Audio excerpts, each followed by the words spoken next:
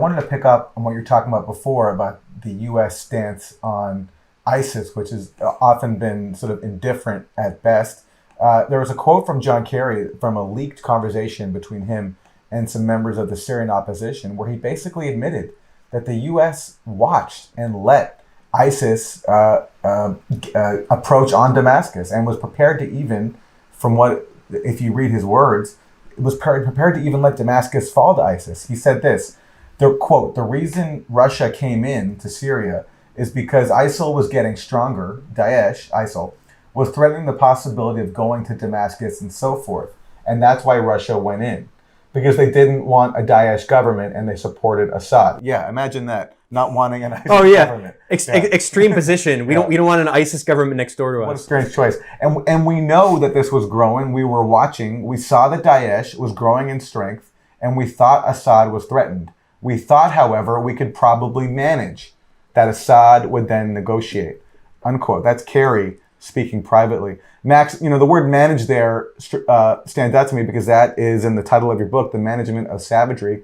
So that is Kerry right there saying to the Syrian opposition that we thought we could manage the growth of ISIS. And by the way, if I have the history right, I believe it was Qasem Soleimani who personally flew to Russia and asked Russia to intervene at that point, because at that point, it was mainly Iran and its fighters that were, along with the Syrian government, that were shouldering the burden of defeating ISIL. And obviously it wasn't enough because they were threatening, as Kerry acknowledged, to take Damascus.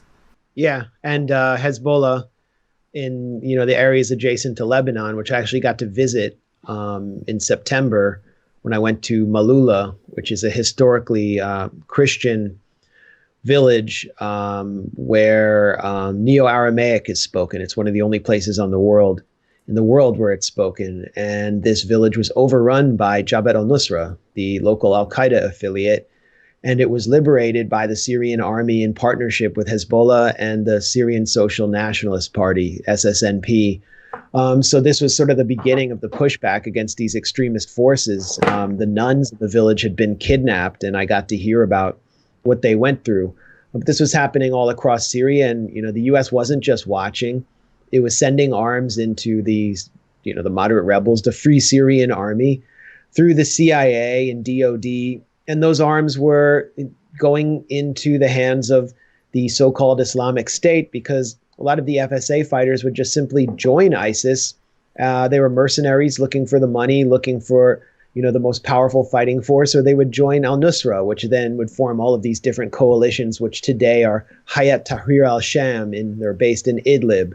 But basically, they're all different versions of the same Takfiri, Salafi jihadi force that threatened to exterminate all religious minorities across the region. They could have overrun parts of Lebanon, and of course, Iraq almost fell to them. And so it was really Soleimani and his partner groups that stepped in early on before Russia came and brought its air power into the equation to liberate 5 neighborhoods in eastern Aleppo that the U.S. was protecting and Turkey was protecting as kind of a card. Basically, this is the real reason there is this wrath against Soleimani. And what we're seeing happening right now in Iran, just to change topics or bring it up to date, is what I think is a push strategy to actually push Iran to respond more immediately. That's why there was another airstrike today, another assassination. And it really reminds me of the Israeli strategy towards Palestinian armed resistance, especially since the Second Intifada. And I made this point on Jimmy Dore's show like an hour ago.